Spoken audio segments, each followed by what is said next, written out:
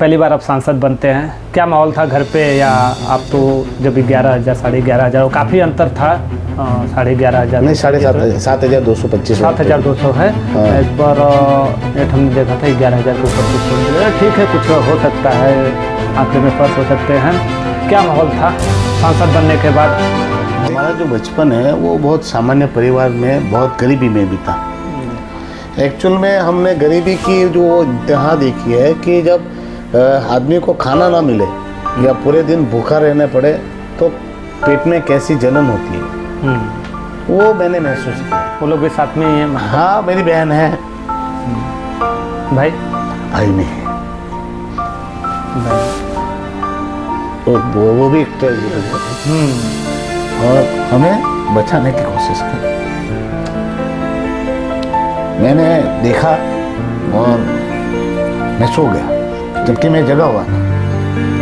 ठीक है, थोड़ा सा आप भावुक हो जा रहे हैं आप इसमें। नहीं सर, ये क्या है, कभी बोलना नहीं चाहिए। तो आज मैं नहीं बोल रहा हूँ, मेरे दिन मैं बोलूँगा भी नहीं, क्योंकि आदमी को अगर ऊंचा जाना है तो मैंने पहला चुनाव लास्ट 2024 में चुनाव लड़ते हैं।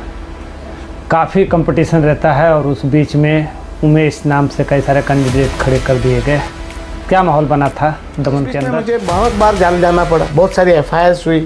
काफ़ी बार तो ऐसा था कि FIR भी नहीं होती थी और मोदी जी आ जाए, अमित भाई आ जाए या VVIP आ जाए तो मुझे जेल में रख ले। भाई आपने इन्विटेशन के बाद के मुझे याद आ गया, रिकॉल हो गया, दिसंबर 19 तारीख को आपने कुछ दमन में 15 अगस्त में क्या हुआ? 19 दिसंबर पहले 19 दिसंबर में हुआ था। 19 दिसंबर में मुझे दमन दीव का दिन था, कलेक्टर ने कार्यक्रम किया दमन डे के दिन। हाँ, और मुझे बुलाया नहीं ना, पर वो मुद्दा मुझे मतलब मैं तो 19 दिसंबर को मैं खुद का ही कार्यक्रम कर रहा था। तो जब मैं ऑफिस में आया तब मैंने मांगा कि मैं बोला इन्विटेशन आया था क्या इस बार? तो बोले नहीं आया था। तो मैं बोला अच्छा, तो ठीक है। पर मैंने भी संज्ञान लिया नहीं था क्योंकि मैं ही खुद के कार्यक्रम में लगा हुआ था और इन लोगों ने तो सरकारी कार्यक्रम 19 दिसंबर को इतने सारे कुछ किए नहीं थे। तो मैंने ऑलरेडी उसमें विरोध लेटर लिखा था कि भाई ये क्यों कार्यक्रम बंद हो गए। अब 15 अगस्त आया और मुझे मेरे स्मरण में था कि लास्ट टाइम इन्होंने मुझे लेटर जनवरी, हाँ 15 अगस्त था, 15 अगस्त का था। ठीक है, 15 अगस्त का ही मुझे मिला था। अच्छा, तो मैंने 15 अगस्त 26 जनवरी 15 अगस्त नहीं 26 जनवरी, क्योंकि दिसंबर के बाद जनवरी में मुझे आज वो कंफर्म है 26 जनवरी के लिए। कंफर्म तो मैं भी था। नहीं, मैं मुझे ऐसा लगा। आप अच्छे से समझ रहे हैं, पब्लिक को समझाइए। हाँ। थोड़ा सा बीच की कड़ी क्या रह गई थी जो इनविटेशन नहीं आ पाया था आपके पास? तो लेने के बाद कोई पॉलिटिकल खिंचाव आपको ऐसा था कि नहीं ठीक है आप मेरे पाले में आ जाए? क्योंकि आपका एक चीज़ काफ़ी वायरल हुआ था, हमने देखा था कि आप बीजेपी को समर्थन दे रहे हैं। हालांकि ये क्लियर नहीं हो पाया, आज तक भी पब्लिक डोमेन में नहीं जा पाया। क्या था, आपने दिया था समर्थन? देखिए, मैं वापस बता रहा हूँ, मुझे बुलाया गया था, दोनों तरफ से बुलाया था। हाँ। मुझे कांग्रेस से भी बुलाया गया था, मुझे भाजपा से भी। जो भारतीय जनता पार्टी के लोग थे उनको दरकिनार करके जो भाजपा के विरोधी थे वो आज भाजपा बन गए हैं, भाजपा बन गए हैं। तो उनकी विचारधारा से हमारी विचारधारा कभी मिली नहीं, पर हम आज भी भाजपा के विरोधी हैं। भाई एक चीज़ तो मैं ये समझना चाहूँगा और खास करके जनता को भी समझाना चाहूँगा आपके माध्यम से, विचारधारा रहता है या फिर पॉलिटिक्स रहती है? कहने का मतलब ये है कि एक विचारधारा को लेकर जो बीजेपी चलती है या कांग्रेस चलती है वो सिर्फ विचारधारा पार्टी में जाने तक ही सीमित रहती है या वास्तव में विचारधारा पे काम करते हैं? जैसे हिंदुत्व हो गया किसी का, या फिर कई सारी चीज़ें होती हैं, पॉलिटिक्स होते हैं, जातिगत लेके हो जाता है, मतलब विचारधारा पे काम। मैं वही बोल रहा हूँ। हाँ। देखिए, मैं वहाँ तक रहा, फिर कांग्रेस में विशाल था तो मैंने 7 साल तक राजा भाई और विशाल के साथ कांग्रेस के भी बहुत काम किया। मैं ये सवाल कभी मैं मेंबर नहीं बना। हाँ, मैं सवाल इसलिए कर रहा हूँ कि कई सारे पॉलिटिशियन ऐसे रहते हैं विचारधारा का नाम लेकर सिर्फ किसी पार्टी में शामिल होने तक ही रहते हैं। तो ऐसा ही है ना, अभी हमारे दमन दीव में किसकी विचारधारा, किसकी विचारधारा आप बताए? कौन नेता है जिनकी विचारधारा पे अड़क है? मैं आपको 2-3 लोगों का नाम बता सकता हूँ जो वो विचारधारा पे रहे। एक वासुभाई पटेल, विचारधारा तो वो होनी चाहिए ना कि अगर बाबूभाई पटेल नहीं मान रही है तो आप पार्टी मत छोड़ो, उनके साथ रहो। आज जो भारतीय जनता पार्टी में है दमन दीव में, मैं दमन दीव की बात करता हूँ, कौन है पार्टी का वो निष्ठावान? ये सारे लोगों में आप रिकॉर्ड निकालो तो 99% तो कांग्रेस ही थे। जो नरेंद्र भाई मोदी जी के पुतले जलाने वाले लोग आज पदाधिकारी। बताओ, मैं 92 से लेकर 2006 तक ये जनसंघ के काम मैं ही करा करता था। भाजपा को खड़ा किया हम लोगों ने, खड़ा किया हमने, खड़ा किया। ये यहाँ जो भाजपा है वो हमारी बदौलत। पहला झंडा मेरे घर लगता है। भाई बाबू भाई पटेल का विचारधारा क्या है? उमेश पटेल की विचारधारा राष्ट्रवादी थी, राष्ट्रवादी है और रहेगी। देश बदल रहा है और देश के साथ साथ देश की राजनीति भी बदल रही है और देश में राजनीति करने वाले लोग भी बदल रहे हैं, लोगों की सोच भी बदल रही है। नमस्ते, मैं हूं मनोज चौहान और चैनल पे पहली बार एक ऐसे शख्सियत को लेके आ रहे हैं हम, जिनके जीवन के बारे में आपको जान के काफ़ी आश्चर्य होगा। वो किस लेवल से उठे, किस तरह से उन्होंने अपना एक राजनीतिक कैरियर शुरू किया और इस मुकाम तक पहुँचे, सारी चीज़ों पे बात होगी। आज हमारे साथ मौजूद हैं उमेश भाई, दमन से सांसद। बहुत बहुत स्वागत है सर आपका। नमस्कार, स्वागत। सबसे पहले सर बातचीत शुरू किया जाए, इससे पहले थोड़ा सा अपने बारे में अपना परिचय दे दीजिए, अपने जीवन के बारे में, या कहाँ से हैं आप? प्रॉपर दमन से ही रहने वाले थे या फिर कहीं और से आके दमन में आपका परिवार बसा था? एक्चुअल में हमारा जो परिवार है वो दमन का ही है। ऐसे देखा जाए तो दलवाड़ा जो गांव है वो मेरा गांव है जी। और वही एक सामान्य परिवार में मैं पैदा हुआ था। और हमारे पापा के 3 भाई थे और एक बहन थी, और हम जो है हम 2 भाई और एक बहन है। तो मैं बीच में हूँ, बहन बड़ी थी और भाई मेरा एक छोटा। अच्छा अच्छा, मतलब हम 3 लोग थे, मतलब भाई बहन मिलकर 3 लोग थे। तो हमारा जो बचपन है वो बहुत सामान्य परिवार में, बहुत गरीबी में बीता। एक्चुअल में हमने गरीबी की जो इंतहा देखी है कि जब आदमी को खाना ना मिले या पूरे दिन भूखा रहने पड़े तो पेट में कैसी जलन होती है, वो मैंने महसूस किया है। एक्चुअल में ऐसे देखा जाए तो मेरा परिवार सामान्य परिवार है और मेरे पापा ने वहाँ तब लव मैरिज की थी। मतलब उस समय पे लव मैरिज करना मतलब एक गुनाह हुआ करता था। तो मेरे पापा को घर से निकाल दिया गया और घर से निकालकर हमें एक झोपड़ी में, मतलब एक झोपड़ी जैसा ही बन गया हमारा घर। और मेरे पापा पढ़े लिखे नहीं थे, ना मेरी मम्मी पढ़ी लिखी थी।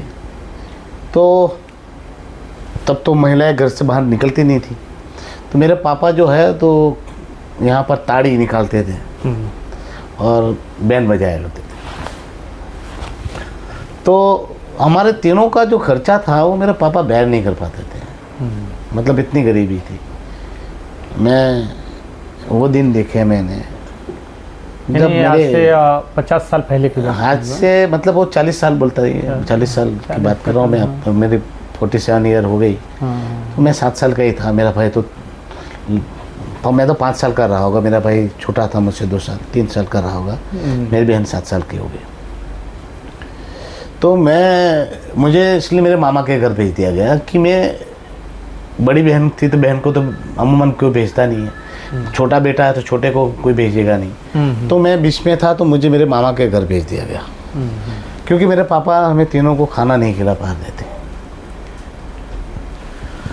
और वो गरीबी ने मुझे बहुत कुछ सिखाया, जबकि मुझे कभी भी मेरे मामा के घर ऐसा महसूस नहीं हुआ कि मैं मेरे मामा के घर हूँ। तब भंजों को बहुत वैल्यू थी। आज भी मैं डोरी जाता हूँ तो पूरा डोरी मुझे भंजा कहता है। पूरा डोरी जो है वो आज भी वोटिंग हुई तो दोनों बार मैं खड़ा रहा तो मुझे मेरे गांव से ज़्यादा वोट मुझे ननिहाल में मिला। तो हर एक जाति वहाँ पर, आदिवासी भी से आते हैं। हाँ, मैं कोली पटेल समाज से हूँ। वहाँ पर आदिवासी भी है, एससी भी है, एसटी भी है। वहाँ महावंशी के घर भी आप जाओगे तो मुझे भंजा ही कहता है। और मेरे खुद के मामा के जैसा ही मुझे प्यार मिला है। वहाँ आप कहीं भी चले जाओ तो वहाँ पर मैं रहा, पर मामा का घर एक मामा का घर होता है, खुद का घर वो खुद का होता है। बिल्कुल बिल्कुल। अच्छा, आपके भाई बहन वो लोग भी साथ में ही हैं? हाँ, मेरी बहन है। भाई में है भाई। तो वो भी एक ट्रेजेडी है। मेरा भाई सरकारी कर्मचारी था और वाटर सप्लाई में काम करता था। वो भी शादीशुदा था, उसके 2 बच्चे हैं आज भी। तो पानी देने जाता था, उसको बहुत वो था कि गरीब कोई उसके काम से ना खुश नहीं होना चाहिए। पानी हर एक के घर पहुंचना चाहिए। तो वो मोटर ख़राब थी, तो मोटर बनाने के चक्कर में वो आदमी आए थे, तो उनको बोला कि ये जो है वो स्लिप कंपन कर रहा है, तो मोटर नहीं लग सकती।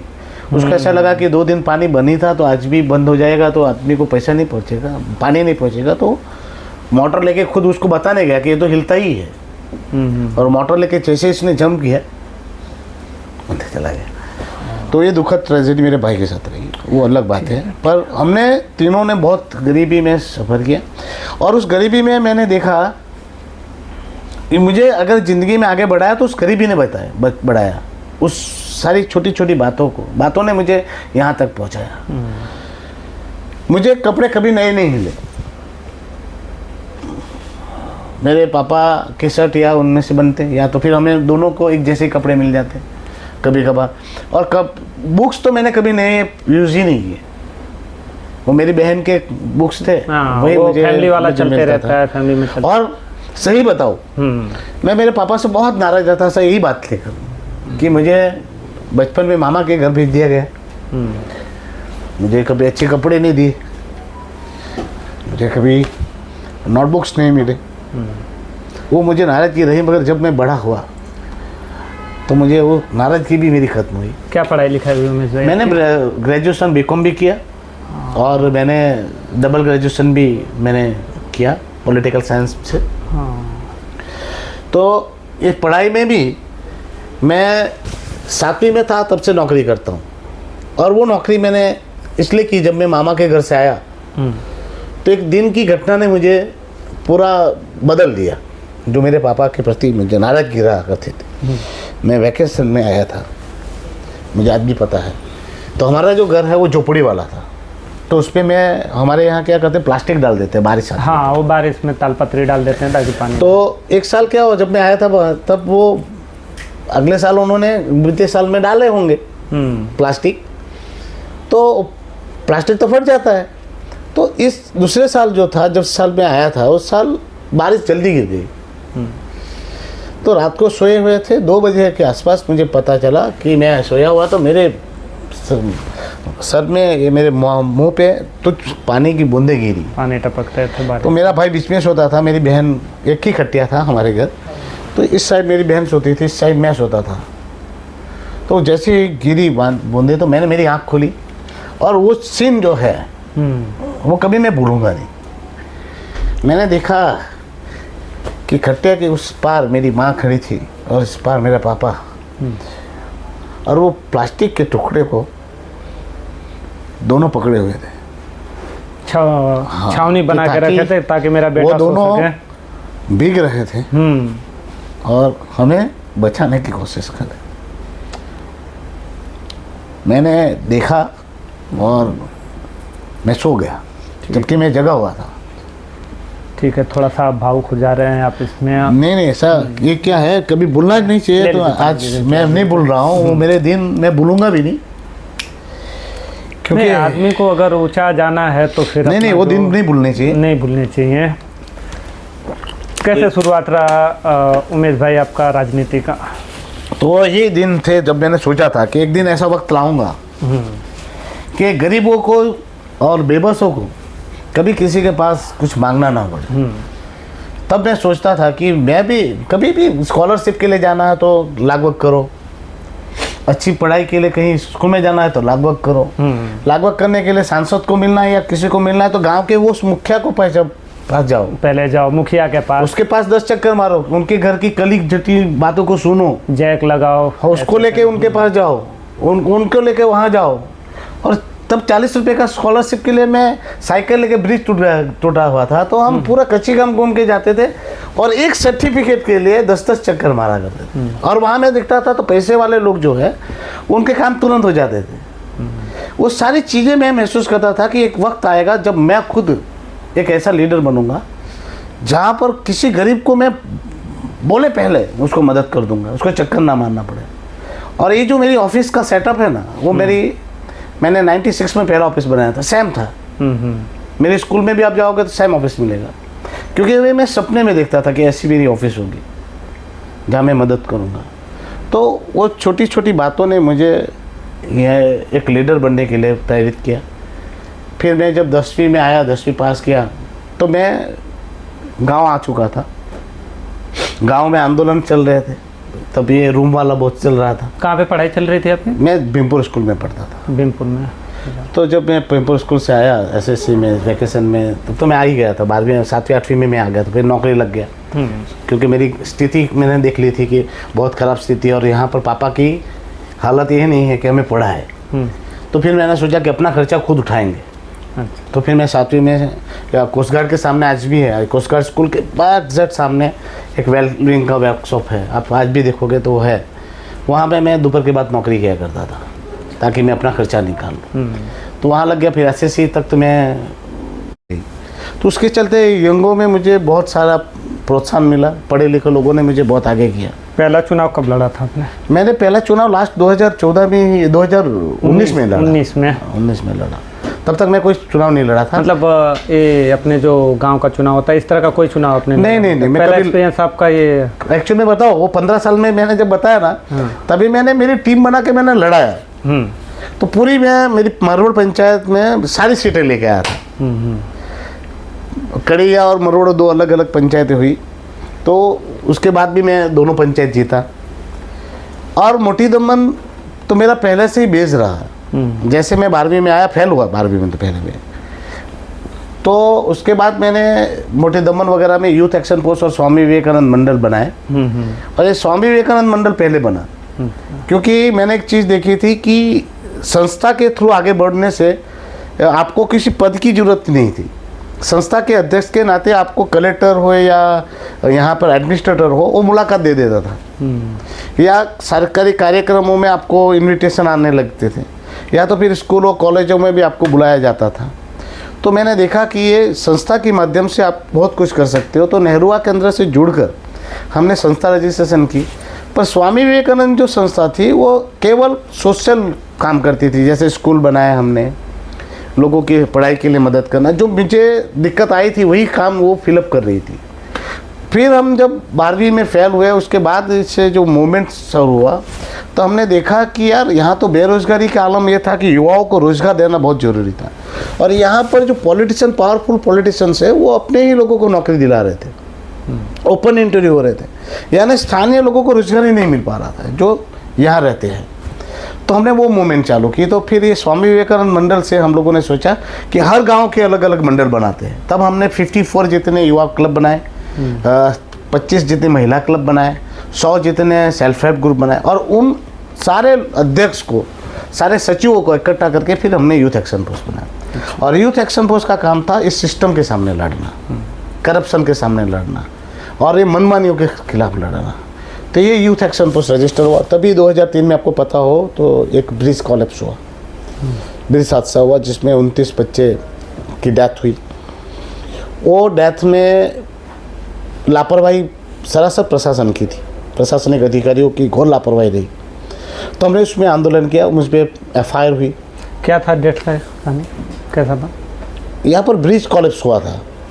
यहाँ जो मोटी दमन और नानी दमन के बीच का, बीच में ब्रिज, तो वो पूरी बस अंदर चली गई विद्यार्थियों के, बच्चों की। एक शिक्षक के साथ 30 लोग भरे थे। तो वहाँ पर मैंने लीडरशिप ली, वहाँ से लीडरशिप ली। और या फिर यूथ एक्शन फोर्स जो है वो वहाँ लोगों के लड़ाई लड़ने के लिए आ गया, और उस लोगों ने हमें बहुत साथ दिया।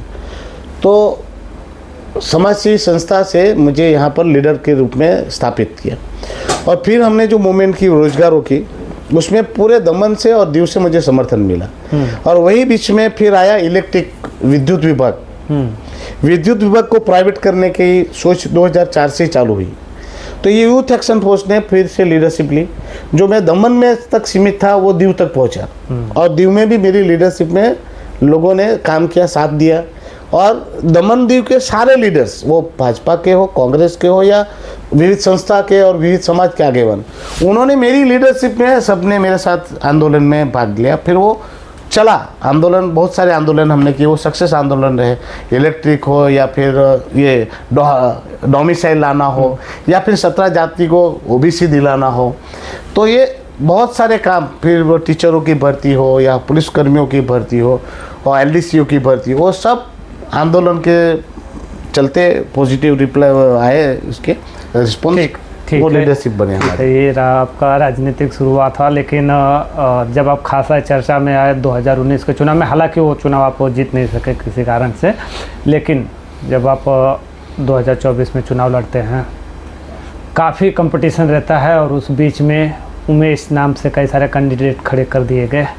क्या माहौल बना था दमन के अंदर, और आप उसमें कैसे अपने लोगों को कन्विंस कर पा रहे थे कि नहीं वास्तव में उमेश पटेल जो आपके सामने उमेश बाबू भाई पटेल है, यही वास्तविक उमेश पटेल है? एक्चुअल में आपको बताऊँ, ये मैं समझ चुका था। हाँ।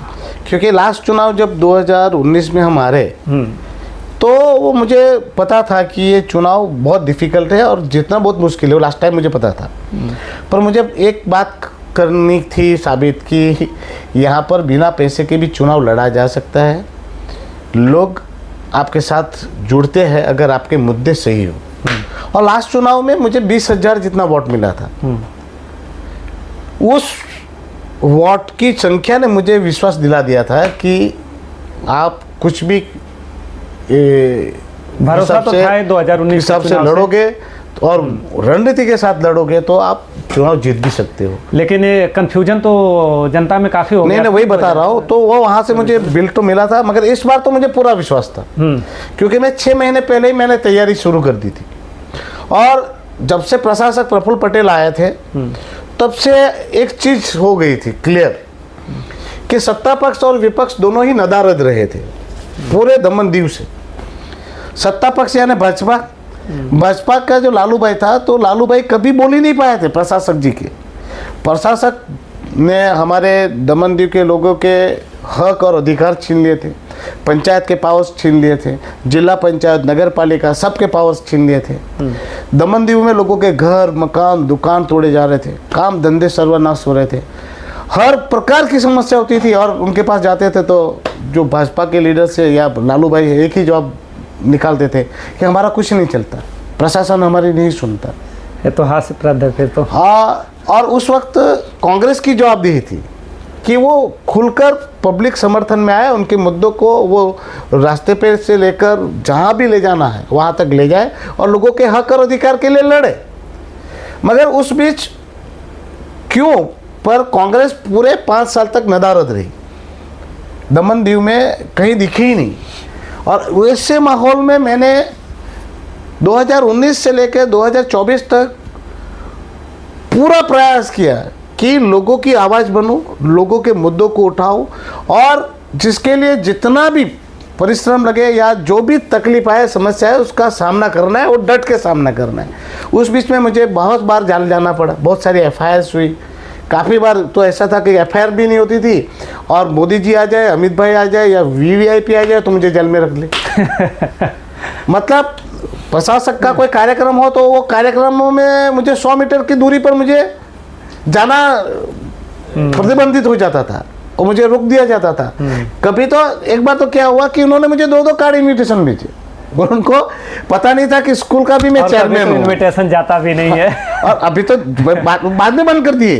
तो मैं इन्विटेशन आया तो मैं चला गया, तो उन्होंने मुझे रोक लिया कि भाई कहाँ जा रहा। मैंने 2-2 इन्विटेशन दिखाए तो उनको पता चला कि वो तो स्कूल का इन्विटेशन है। दिसंबर वाले इन्विटेशन का क्या था? हाँ, फिर तो ये तभी चुनाव से पहले ही मुझे ये रोक दिया जा रहा था और मैंने सारे मुद्दे उठाए और तो उस मुद्दों की वजह से मुझे पूरा विश्वास था कि इस बार हम जीतेंगे। ठीक है उमेश भाई, आपने इन्विटेशन के बाद के मुझे याद आ गया, रिकॉल हो गया, दिसंबर 19 तारीख को आपने कुछ दमन में 15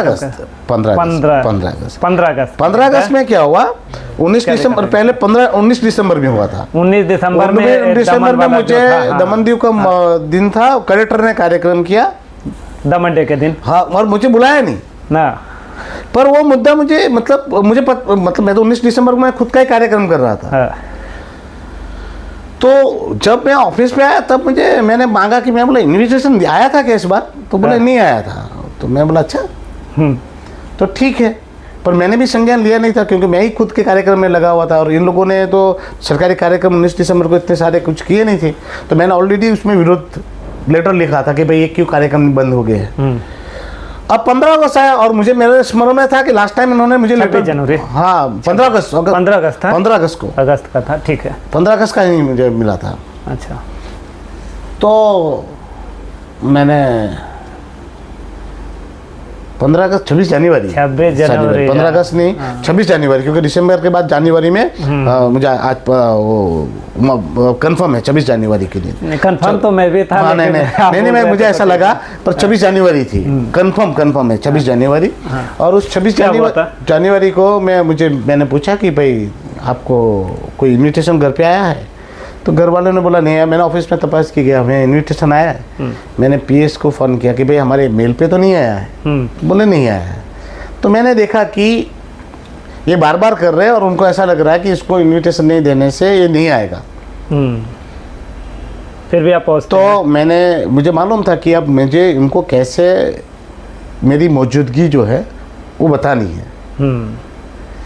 तो मैंने पहले डिप्टी कलेक्टर को फ़ोन किया, प्रोटोकॉल जो संभालते हैं, क्योंकि एक सांसद का प्रोटोकॉल होता है कि आप कोई भी कार्यक्रम में जाओ तो उसको खड़ा करना है। तो मैंने कलेक्टर को भी बोला कि तुम लोग दोनों खड़े रहो वहाँ। हाँ। पर उस दिन एडमिनिस्ट्रेटर नहीं था, तो कलेक्टर उस दिन का चीफ गेस्ट था। तो कलेक्टर ने कार्यक्रम में नहीं था, तो डिप्टी कलेक्टर वगैरह खड़े रहे मेरे लिए। वो आए, मुझे ले गए, रिसीव किया। मैंने फिर पूछा कि भाई हमें इनविटेशन क्यों नहीं दिया? ठीक है। तो डिप्टी कलेक्टर बोला कि नहीं, इनविटेशन आपको गया है। मैं बोला इनविटेशन गया तो बताइए। काफ़ी बहस हुई थी। हाँ, इनविटेशन अगर गया है तो किस माध्यम से भेजा था? मेल किया था, सोशल मीडिया से भेजा था, ऑफिस से रिसीव कराया था, क्या किया था मुझे बताइए। तो डिप्टी कलेक्टर ने सबको फ़ोन किया। शायद उसको पता था, नहीं पता, मुझे नहीं मालूम, मगर मेरे सामने उन्होंने फ़ोन किए तो बाद में पता चला कि बीच की कड़ी क्या है। आप अच्छे से समझ रहे हैं, पब्लिक को समझाइए। हाँ। थोड़ा सा बीच की कड़ी क्या रह गई थी जो इनविटेशन नहीं आ पाया था आपके पास? तो वो तो उन लोगों ने जानबूझ के नहीं भेजा था। तो फिर मैंने उनको बोला कि, तो बोला कि तो सार्वजनिक कार्यक्रम था। मैं बोला सार्वजनिक कार्यक्रम हो या कुछ भी हो, संसदीय गरिमा है, संसद को आपको बुलाना ही बुलाना है एज पर प्रोटोकॉल। और आपको मेरा ख्याल रखना, आपको मुझे फोन करना है कि सर कितने बजे आ रहे हो, क्या आ रहे हो, नहीं आ रहे हो, और आ रहे हो तो कितने बजे आ रहे हो, और मुझे मेरे प्रोटोकॉल में कोई ढिलाई नहीं चाहिए। तो बोले सर आप बैठ, मैं ऐसे कैसे बैठ जाएंगे भाई साहब, बराबर है, ये ऐसा चलेगा नहीं, बराबर है। तो बोले कलेक्टर सर आएंगे तो आप पूछ लेना। बोले तब तक आप बैठिए। और मजे की बात बताओ, तब तक तो जिला पंचायत अध्यक्ष को भी नीचे बैठाया हुआ था। अच्छा। नगर पालिका के अध्यक्ष को भी नीचे बैठाया हुआ था। मैंने बोला कि इनको भी तो लाओ, अधिकारी बैठ गए। मैं बोला क्यों नहीं बैठे हुए हैं? तब जाके उनको बिठाया ऊपर। फिर कलेक्टर आया तो मैंने कलेक्टर को बोला, फिर तो उसने डायरेक्ट नीचे आया तो उन्होंने फ्लैग होस्टिंग किया। तो हमने, हमारी भी वो जन भावना को तो ऐसा था नहीं कि मैं राष्ट्र विरोधी हूँ। ठीक है उमेश भाई, हम लोग इंटरव्यू थोड़ा छोटे में करने की कोशिश करेंगे। पहली बार आप सांसद बनते हैं, क्या माहौल था घर पे? या आप तो जब 11,000 11,500, काफ़ी अंतर था 11,500 नहीं 7,225 7,200 है। हाँ। इस पर नेट हमने देखा था 11,000 के ऊपर कुछ छोड़ दिया। ठीक है, कुछ हो सकता है, आंकड़े में फ़र्क हो सकते हैं। क्या माहौल था सांसद बनने के बाद? देखिए, हर किसी को खुशी थी और मुझे भी खुशी थी, मेरे परिवार के लोग भी बहुत खुश थे, क्योंकि लास्ट चुनाव हम हारे थे। तो इस बार जो माहौल था वो अलग था, गजब था, और संघर्ष भी बहुत ज़्यादा हुआ था। तो लोगों में बहुत खुशी थी। मेरे घर के लोग बहुत एक्साइट थे कि उनको समझ में नहीं आ रहा था कि सही में हम जीत गए क्या। अच्छा। उनको तो सपना जैसा लग रहा था कि ऐसा भी हो सकता है कि हम बिना पैसे के चुनाव जीत गए। तो मुझे तो अंदेशा था कि मैं इस सीट जीत रहा हूँ। और मैंने कलेक्टर को 1 महीने पहले बोला था, जब हमारे वहाँ पर मशीन रखी जा रही थी, मैंने कलेक्टर को बोला मैं 7 से 10,000 वोट से जीतूँगा। पार्लियामेंट में आप पहुँचते हैं पहली बार शपथ लेने के लिए, क्या फीलिंग आ रहे थे उस समय? और शपथ लेने के बाद कोई पॉलिटिकल खिंचाव आपको ऐसा था कि नहीं ठीक है आप मेरे पाले में आ जाए? क्योंकि आपका एक चीज़ काफ़ी वायरल हुआ था, हमने देखा था कि आप बीजेपी को समर्थन दे रहे हैं। हालांकि ये क्लियर नहीं हो पाया है, आज तक भी ये पब्लिक डोमेन में नहीं जा पाया है। क्या था, आपने दिया था समर्थन? देखिए, मैं वापस बता रहा हूँ। हाँ। मुझे बुलाया गया था, दोनों तरफ से बुलाया था। हाँ। मुझे कांग्रेस से भी बुलाया गया था, मुझे भाजपा से भी बुलाया गया। मैं जब कांग्रेस में गया था तो उनको भी मैंने कहा था कि देखिए, हम जो है आपकी कोई सरकार बन नहीं रही है और हम विपक्ष में बैठ के करेंगे। मैंने उनको बोला कि एक काम कीजिए, आप अपना कांग्रेस के संगठन को मजबूत कीजिए। दमन दीव और दादरा नगर हवेली में कांग्रेस का संगठन है वो पूरी तरह से समाप्त हो चुका है। आपके पास आने से हमें कोई फ़ायदा नहीं है। पर मैं कर्टिसी थी तो उनको ऐसा ना लगे कि सांसद बना है तो इसको घमंड आ गया है। तो मैंने मुलाकात की। फिर मैं अमित भाई से भी मिला जब मुझे बुलाया गया। कांग्रेस से किसी राहुल गांधी से मुलाकात? नहीं, प्रियंका जी वगैरह से मुलाकात हुई थी। एक्चुअली में राहुल जी ने भी बुलाया था। हाँ। दोनों ने, पर उस दिन राहुल जी का कोई कार्यक्रम था तो मैं लेट हो गया था। अच्छा। तो प्रियंका जी के साथ मेरी लंबी बात चली थी तो मैंने वो बात उनसे कही थी। फिर मुझे जब अमित भाई ने बुलाया था, अमित भाई से मिला मैं और अमित भाई से मैंने यही कहा कि सर मैं तो आपको सही में बताऊँ, मैं 92 से लेकर 2006 तक ये जनसंघ के काम मैं ही करा करता था। भाजपा को खड़ा किया हम लोगों ने खड़ा किया, हमने खड़ा किया। ये यहाँ जो भाजपा है वो हमारी बदौलत है। पहला झंडा मेरे घर लगता था, तब ये पटेल टंडन का बहुत चलता था। तो ये, और सही में बताओ, जब ये बिबलोस था, देवजी भाई हमारे भाजपा से पहली बार भाजपा की चुनाव लड़े। हमारे पारिवारिक संबंध थे, मेरे पापा मम्मी और उनका परिवार संबंध है। तो देवजी भाई की 12,000 रिसिप्ट थी। वो सारी रिसिप्ट मैं और मेरे दोस्तों ने लिखी थी।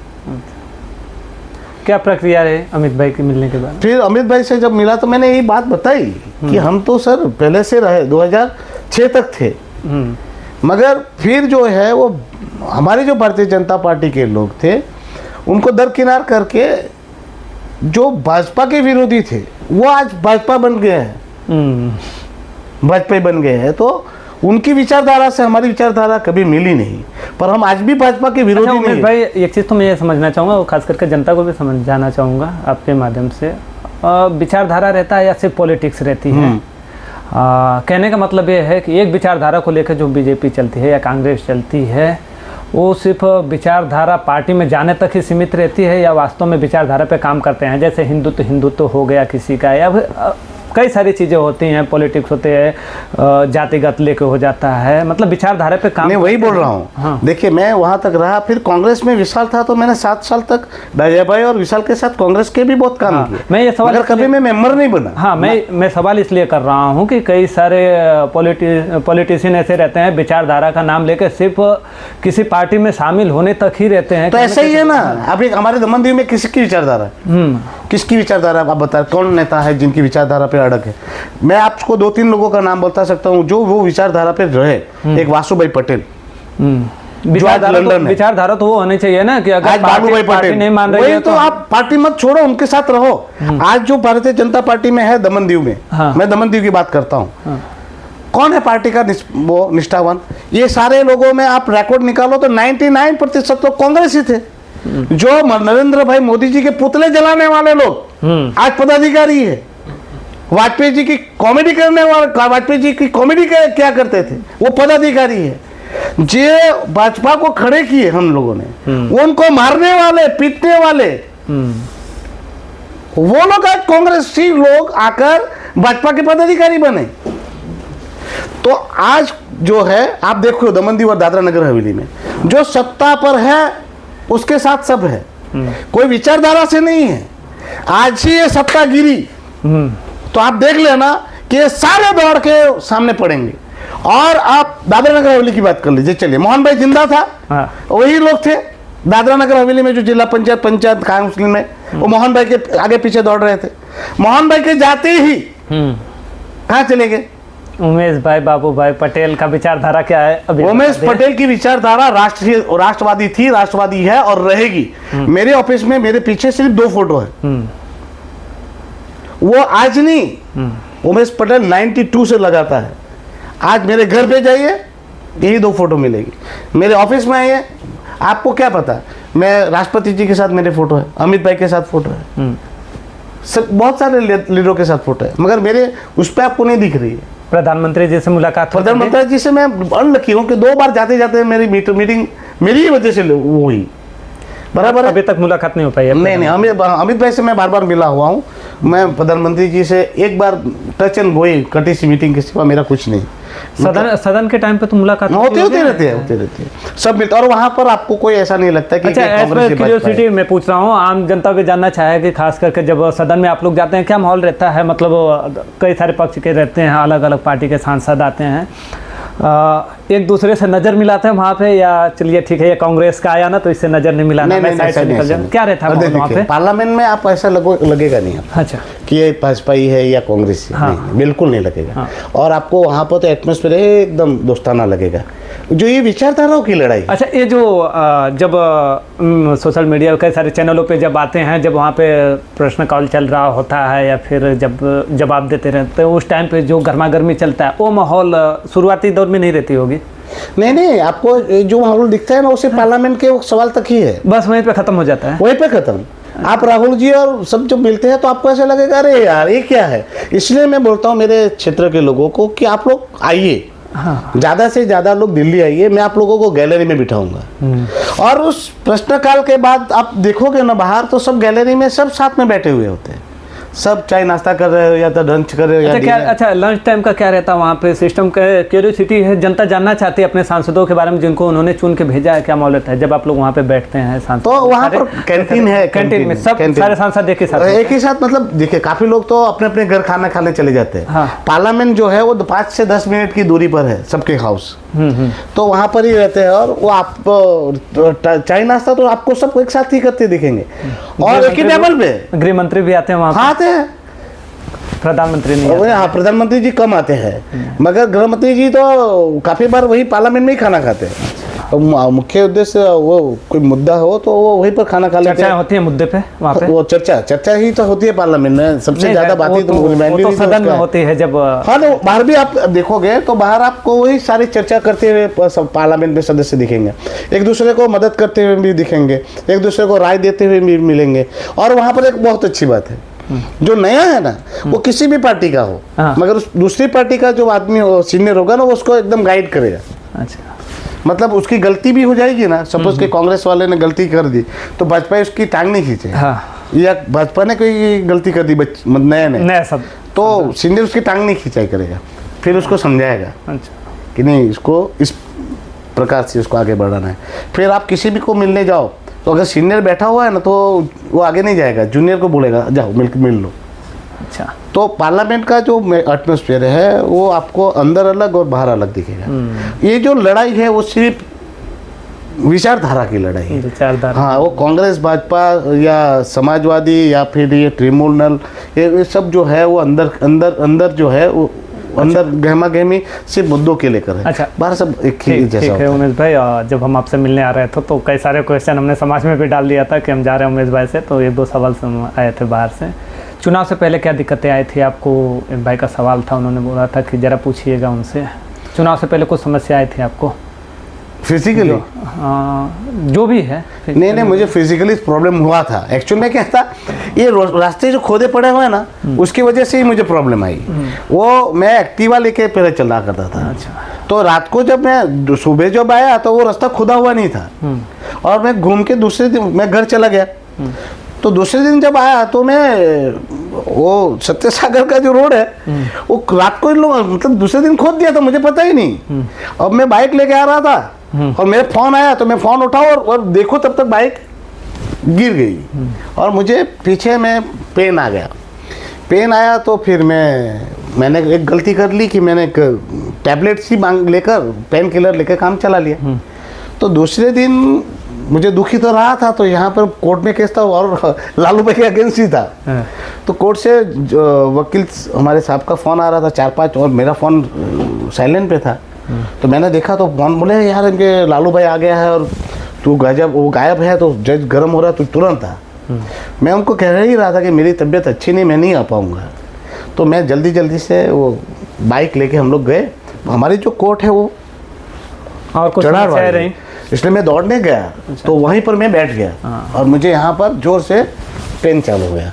फिर मुझे पुलिस वालों ने उठाया और ऊपर तक बिठा दिया, पर मैं उतर नहीं पाया।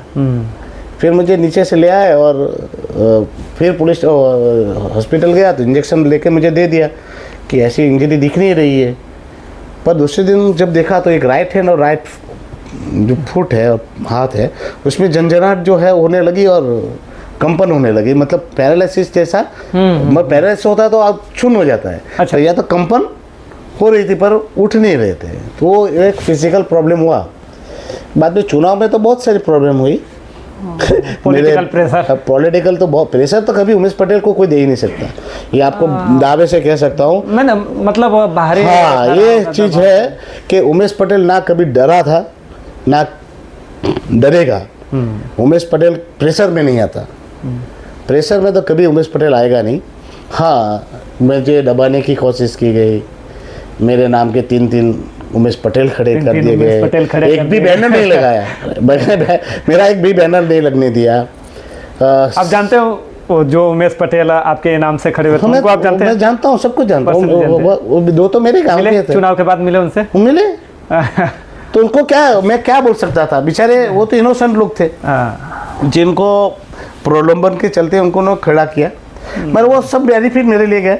और मैं जानता था उस भाजपा में भी कुछ मेरे बहुत परम हितैषी लोग थे, वो मुझे बता रहे थे जिस तरह से मैं भाषण दे रहा था कि मुझे पता ही चल गया था कि मैंने, आप देख लेना, मैंने जो मैं फॉर्म भरने गया था तभी बोला था कि मेरे नाम के 2-3 लोग खड़े होंगे, देख लेना।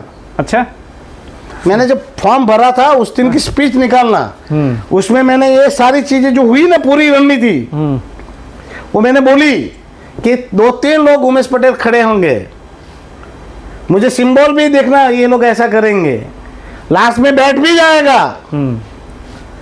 तो आप लोग भ्रमित नहीं होना। कोई बोले उमेश ने फॉर्म खींच लिया, उमेश मर गया, तो भी नहीं मानना, वोट उमेश को ही करना और मेरे सिंबल को ही वोट करना। किसको? तो अपना जो सिंबल रहेगा। और आखिरी दिन का जो है वो भी स्पीच निकाल लेना, उसमें भी मैंने कहा था कि आप देख लेना कि एक उमेश पटेल बैठ जाएगा, उसका आएगा कि भाजपा को समर्थन दे दिया, और ये होगा ही होगा। तो सब सचेत रहना और इस बात में मत आना, कोई कुछ भी कहे पर वोट सिर्फ प्रेशर कुकर को करना और किसी भ्रम में मत पड़ना।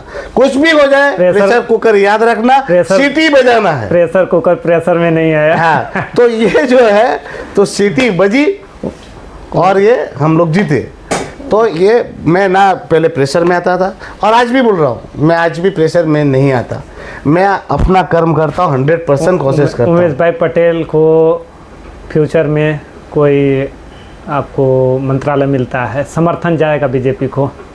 देखिए, मैं आज भी बोलूँ, मैं सेंटर के साथ ही हूँ। मैंने जहाँ जहाँ सेंटर को जरूरत पड़ी मैंने सेंटर का साथ दिया है, और सेंटर को मैंने मदद जहाँ जहाँ मदद करनी थी तो वहाँ पर मैंने मदद भी की है। और सेंटर को से वो नहीं ऊपर मैंने सेंटर में अमित भाई से मैंने वो किया है कि मैंने व्यवहार अच्छा है। हाँ, इसलिए कि मैंने कहा कि जिस दिन प्रफुल्ल भाई जाएगा उस दिन मैं ऑफिशियली लेटर लिखकर आपके पाँव में समर्थन दे दूंगा। हमारी लड़ाई भाजपा से नहीं है, ना कांग्रेस से है। हमारी लड़ाई जो है ये प्रशासक प्रफुल्ल पटेल से है, और जग जाहिर है, और छाती ठोक के कहता हूँ, मैं प्रशासक प्रफुल्ल पटेल के नीतियों का विरोधी हूँ। प्रशासक प्रफुल्ल पटेल को हटाना चाहता हूँ और उसको जड़ मूड़ से यहाँ से हटाकर ही दम लूंगा, ये मेरी ब्रह्म प्रतिज्ञा है। ठीक है उमेश भाई, काफ़ी टाइम दे दिए। आप अपनी जनता, दमन के जनता को कहिए कुछ, क्या कुछ संदेश रहेगा आपको आने वाले समय में, आप क्या कुछ करने वाले हैं दमन के लिए? और देखिए, मैं दमन दीव की जनता को आपके माध्यम से एक ही बात कहना चाहता हूँ कि आप मुझ पर विश्वास बनाए रखिए, और आप लोगों ने जो मुझे मौका दिया है, आपने बहुत सारी आशाएं अपेक्षाएं मुझसे रखी है, और 1 साल दरमियान आप लोग बहुत कुछ चाहते थे। हो सकता है मेरे प्रयास 100% होने के बावजूद आपकी आशाएं और अपेक्षाएं मैं पूर्ण नहीं कर पाया हूँ, पर मैं परमात्मा की वो साक्षी रख के आपको एक बात कहना चाहता हूँ, मैंने प्रयास पूरे किए हैं, और आप सबको विश्वास दिलाता हूँ कि आपकी जो ही आशाएं अपेक्षा है वो संपूर्ण पूरी करने की पूरा भरसक प्रयास है, और पूरा करूँगा। और आने वाले समय में आपको मेरे द्वारा 1 साल में जो भी कार्य किए गए हैं उसके रिजल्ट 1 साल में आपको दिखेंगे, और इस साल मेरे प्रयास रहे, अगला साल मेरा रिजल्ट का रहेगा।